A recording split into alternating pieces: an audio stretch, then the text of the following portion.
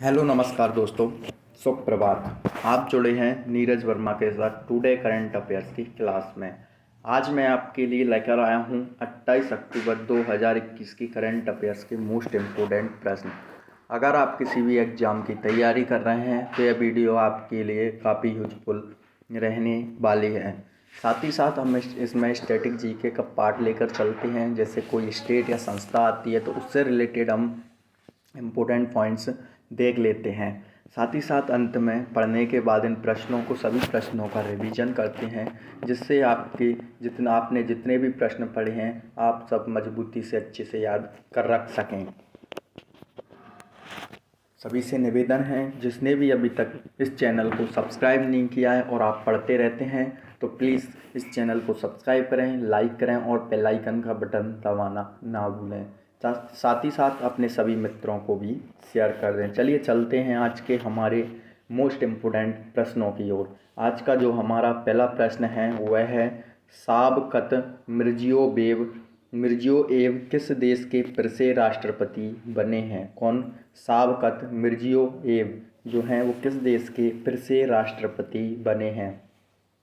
Important प्रश्न है आपके लिए। इसका सही उत्तर है उज्बेकिस्तान। उज्बेकिस्तान जो देश है वहाँ शाबकत मिर्जियोयेव किस वो सास सॉरी शाबकत मिर्जियोयेव फिर से यहाँ के राष्ट्रपति बने हैं। कहाँ के? उज्बेकिस्तान के। ये लगातार दूसरी बार उज्बेकिस्तान के राष्ट्रपति बने हैं। अपन पढ़ रहे हैं उज्बेकिस्तान के बारे में, तो इससे रिलेटेड जितने भी मोस्ट इम्पोर्टेंट प्रश्न हैं स्टैटिक जीके के देख लेते हैं। उज्बेकिस्तान एशिया महाद्वीप में स्थित है। उज्बेकिस्तान की जो राजधानी है वह ताशकंद है। उज्बेकिस्तान की करेंसी क्या है? उज्बेकिस्तानी सोम। उज्बेकिस्तान के राष्ट्रपति कौन है? तो शाबकत मिर्जियोयेव यहाँ के राष्ट्रपति हैं। अगला प्रश्न पढ़ने से पहले चैनल को सब्सक्राइब करें, लाइक करें और बेल आइकन का बटन दबाना ना भूलें। अगला प्रश्न जो है हमारा मोस्ट इम्पोर्टेंट प्रश्न है, मोटो जीपी वर्ल्ड चैंपियन 2021 का खिताब किसने जीता है? किसका? मोटो जीपी वर्ल्ड चैंपियन 2021 का खिताब किसने जीता है? यह काफ़ी महत्वपूर्ण प्रश्न है। तो इसका सही उत्तर है फेबियो क्वार्टारो। कौन है? फेबियो क्वार्टारो जो हैं मोटो जीपी वर्ल्ड चैंपियन 2021 का इन्होंने खिताब जीता है।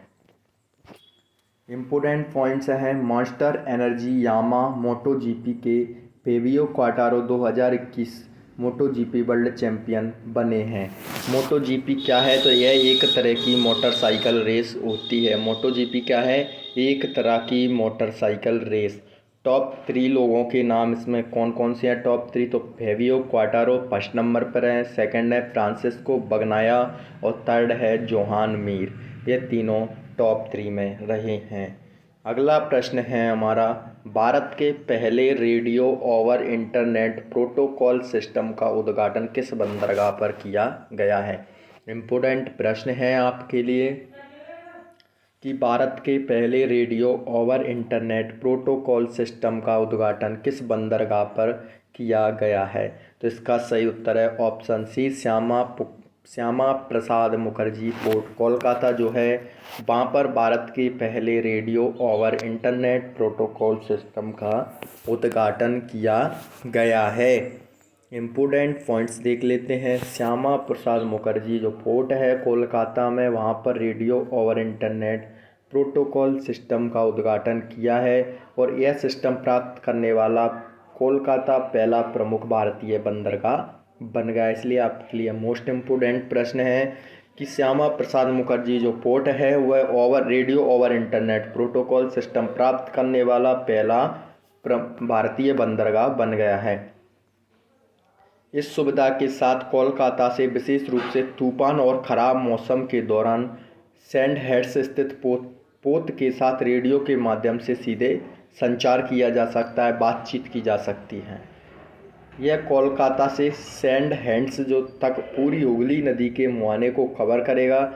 इसमें 4 स्थानों पर बेस स्टेशन होंगे, कोलकाता, हुगली पॉइंट, हल्दिया और सागर पायलट स्टेशन।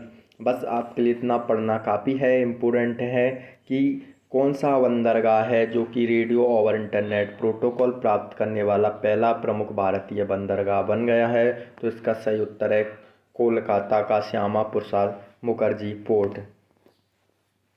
भारत का पहला इम्पोर्टेंट जो है न्यू वो देख लेते हैं।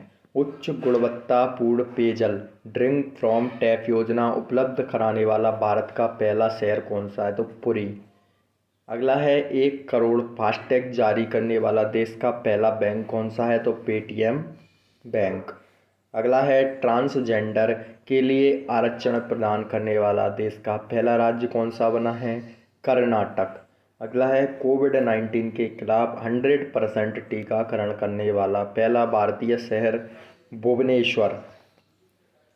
अगला प्रश्न है भारत के पहला स्वदेश निर्मित विमान वाहक पोत विक्रांत को नौसेना में शामिल किया जाएगा। इस विमान वाहक पोत का निर्माण किसने किया है? तो कोचीन शिपयार्ड लिमिटेड ने। आपके लिए जितने भी पॉइंट्स हैं सभी इम्पोर्टेंट हैं, आपको पढ़ना ज़रूरी है। अगला प्रश्न पढ़ने से पहले चैनल को सब्सक्राइब करें, लाइक करें और बेल आइकन का बटन दबाना ना भूलें। अगला प्रश्न है हमारा, प्रत्येक घर के लिए खुले में शौच मुक्त और बिजली हासिल करने वाला भारत का पहला राज्य कौन सा बना है? तो इसका सही उत्तर है गोवा। गोवा राज्य जो है कि खुले में शौच मुक्त है और बिजली हासिल करने वाला भारत का पहला राज्य जो पूर्ण रूप से बिजली प्राप्त उन्हें हो चुकी है। इम्पोर्टेंट पॉइंट्स देख लेते हैं। गोवा हर घर में खुले में शौच मुक्त और बिजली हासिल करने वाला भारत का पहला राज्य बन गया है। इसके अलावा हर घर जल मिशन के तहत हर घर को नल का पानी उपलब्ध कराने वाला भारत का पहला राज्य बना है। और साथ ही साथ गोवा ने गरीबों और ज़रूरतमंदों को मुफ्त राशन उपलब्ध कराने का 100% लक्ष्य भी हासिल किया है। और कोविड-19 टीकाकरण की 100% पहली खुराक भी इन्होंने पूरी कर ली है। अब अपन पढ़ रहे हैं गोवा से रिलेटेड, तो इससे रिलेटेड स्टैटिक जीके का पार्ट देख लेते हैं। गोवा की स्थापना कब हुई थी? तो 30 मई 1987 में।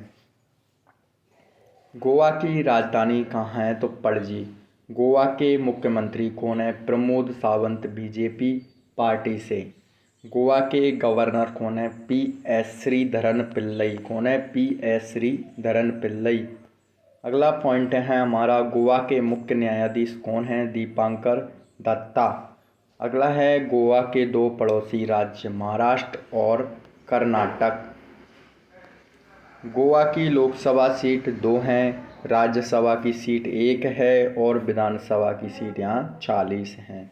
गोवा राज्य के प्रसिद्ध लोक नृत्य ढालो, मोरुलेम, कोलकाली, तरंगमेल, लावा, देखनी, रोमत, गोप, लैंप, जागोर, कोरेडिन्हो, सिगमो, धंगर, पुगड़ी, जिम्मोड़ा, मूसल और गोडे मोडनी यहाँ के प्रमुख प्रसिद्ध लोक नृत्य हैं। अगला प्रश्न है, क्षेत्रफल के हिसाब से भारत में सबसे छोटा राज्य तो गोवा है। गोवा मुक्ति दिवस कब मनाया जाता है? 19 दिसंबर को मनाया जाता है प्रत्येक वर्ष। गोवा के प्रमुख स्टेडियम जवाहरलाल नेहरू स्टेडियम, जिसे पतोरदा स्टेडियम भी कहते हैं, और तिलक मैदान स्टेडियम में फुटबॉल स्टेडियम है। गोवा का सबसे बड़ा बांध कौन सा है? तो सलोलेम बांध यहाँ पर सबसे बड़ा बांध है। अगला प्रश्न most important, very very important प्रश्न है कि जर्मन बुक ट्रेड 2021 का शांति पुरस्कार किसे मिला है? जर्मन बुक ट्रेड 2021 का शांति पुरस्कार किसे मिला है? इसका सही उत्तर है तिसी डेंगा रेमबगा। कौन? तिसी डेंगा रेमबगा जो है, इसे जर्मन बुक ट्रेड 2021 का शांति पुरस्कार मिला है। आपको अच्छे से पढ़ना है, वेरी वेरी इम्पोर्टेंट प्रश्न है।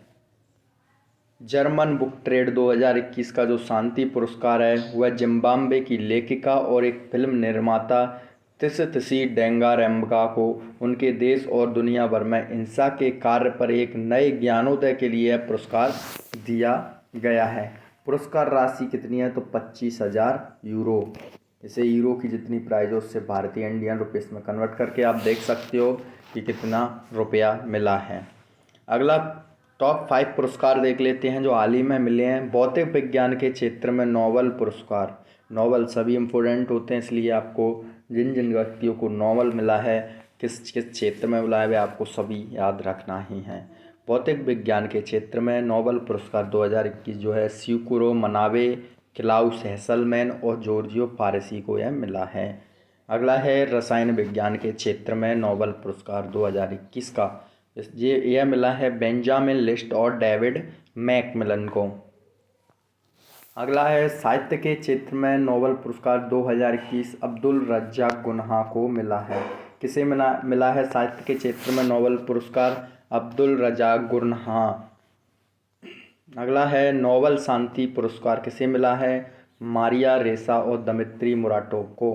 अगला है सत्यजीत रे पुरस्कार किसे मिला है? बी गोपाल को। यह सभी पुरस्कार महत्वपूर्ण हैं, आपको याद रखना है अच्छे से। अगला प्रश्न है भारतीय सेना ने अपना 75वां इन्फेंट्री दिवस कब मनाया है? 27 अक्टूबर 2021 को। जो भारतीय सेना है हमारी, उसने अपना 75वां इन्फेंट्री दिवस 27 अक्टूबर 2021 को सेलिब्रेट किया है। इम्पोर्टेंट प्रश्न है आप सभी के लिए। इम्पोर्टेंट पॉइंट्स देखते हैं इससे रिलेटेड कि भारतीय सेना ने 27 अक्टूबर 2021 को अपना 75वां इन्फेंट्री दिवस सेलिब्रेट किया है और इसकी स्थापना भी 27 अक्टूबर और इस दिवस की जो स्थापना है 27 अक्टूबर 1947 को हुई थी। इन्फेंट्री को पैदल सेना के नाम से भी जाना जाता है। अगला पॉइंट है इन्फेंट्री डे को स्वतंत्र भारत की पहली सैन्य घटना की याद के रूप में मनाया जाता है। 27 अक्टूबर 1947 को कश्मीर घाटी में पाकिस्तानी सेना और लश्कर आक्रमणकारी द्वारा जम्मू कश्मीर है हमारा राज्य, उसे हथियाने की कोशिश की गई। तब भारतीय सेना की सिख रेजिमेंट की पहली बटालियन ने भारतीय धरती पर पहले हमले पर जीत हासिल करने के लिए लड़ाई लड़ी थी। आपको बस इतना याद रखना है इसमें कि 75वां इन्फेंट्री दिवस कब मनाया जाता है? 27 अक्टूबर को प्रतिवर्ष मनाया जाता है। और कब से शुरुआत हुई है? तो 27 अक्टूबर 1947 से इसकी शुरुआत हुई है। ये आप सभी को बस इतना नॉर्मली याद रखना ही है। अगला प्रश्न है हमारा कमला हैरिस फेनोमेनल वुमन। कमला हैरिस फेनोमेनल वुमन पुस्तक को किसने लिखा है? कौन सी पुस्तक? कमला हैरिस फेनोमेनल वुमन जो पुस्तक है उसको किसने लिखा है? तो इसका सही उत्तर है ऑप्शन डी चिदानंद राजगट्टा ने। किसने लिखा है? चिदानंद राजगट्टा ने कमला हैरिस फेनोमेनल वुमन पुस्तक को लिखा है। टॉप 5 बुक्स ऑथर्स देख लेते हैं। माय ओवन मेजागॉन जो है नामक पुस्तक रमेश बाबू ने लिखी है। अगली है operation Trojan horse a novel inspired by true events जो पुस्तक है वह डीपी सिन्हा और अभिषेक शरण ने लिखी है। अगली बुक है हमारी the biography of a failed venture नामक पुस्तक प्रशांत देसाई ने लिखी है। अगला है faithful triangle how China shaped US India relations during the cold war जो नामक पुस्तक है तन्वी मदन ने लिखी है। अगली है डांसिंग विद ड्रीम्स पुस्तक आदित्यनाथ दास ने लिखी है। काफ़ी महत्वपूर्ण बुक्स हैं, आपको पढ़ना है और अच्छे से याद रखना है। अगला प्रश्न है किस देश में निर्मित BT-4 टैंक को पाकिस्तान सेना में शामिल किया गया है? किस देश में निर्मित BT-4 टैंक को पाकिस्तान सेना में शामिल किया गया? तो उसका सही उत्तर है चीन में। तो चीन में निर्मित है BT-4 टैंक और इसे पाकिस्तान सेना में शामिल किया गया है। अपन पढ़ रहे हैं पाकिस्तान से रिलेटेड, तो पाकिस्तान के बारे में तो पाकिस्तान रिलेटेड स्टैटिक जीके भी देख लेते हैं। पाकिस्तान एशिया महाद्वीप में स्थित है। पाकिस्तान की राजधानी इस्लामाबाद है। पाकिस्तान की करेंसी जो है पाकिस्तानी रुपया है। पाकिस्तान की स्थापना 14 अगस्त 1947 को हुई थी। हमसे एक दिन पहले हमारी 15 अगस्त 1947 को हुई थी। पाकिस्तान के प्रधानमंत्री कौन है? इमरान खान। राष्ट्रपति आरिफ अलवी। भारत और पाकिस्तान के बीच जो अंतर्राष्ट्रीय सीमा है उसे क्या कहते हैं? रेड क्लिफ रेखा। पाकिस्तान की सबसे लंबी नदी सिंधु नदी है जो हमारे यहाँ से ही गुजरती है। पाकिस्तान भारत के 3 राज्यों की सीमा से लगता है, पंजाब, राजस्थान और गुजरात। भारत का क्षेत्रफल पाकिस्तान से कितना गुना है? तो 4 गुना है। पाकिस्तान की जो संसद है उसका नाम क्या है? National assembly. पाकिस्तान का मानक समय ग्रीनविच से कितना आगे है? 5 घंटे। गुरु नानक देव जी जो पहले सिख गुरु थे उनका जन्म कहाँ हुआ था? ननकाना साहिब में हुआ था, पाकिस्तान में। अगला पॉइंट है, पाकिस्तान में क्रिकेट खेल को पाकिस्तान क्रिकेट बोर्ड रेगुलेट करता है। पाकिस्तान क्रिकेट बोर्ड का मुख्यालय जो है लाहौर, पाकिस्तान में है। अगला प्रश्न है हमारा, किस राज्य की सरकार ने लूनी सोलर कैलेंडर भास्करदा को राज्य में आधिकारिक कैलेंडर के रूप में उपयोग करने की घोषणा की है? काफ़ी महत्वपूर्ण प्रश्न है, यह आपको याद रखना ही है। किस राज्य की सरकार ने लूनी सोलर कैलेंडर जो है भास्करदा को राज्य में आधिकारिक कैलेंडर के रूप में उपयोग करने की घोषणा की है? तो असम राज्य ने।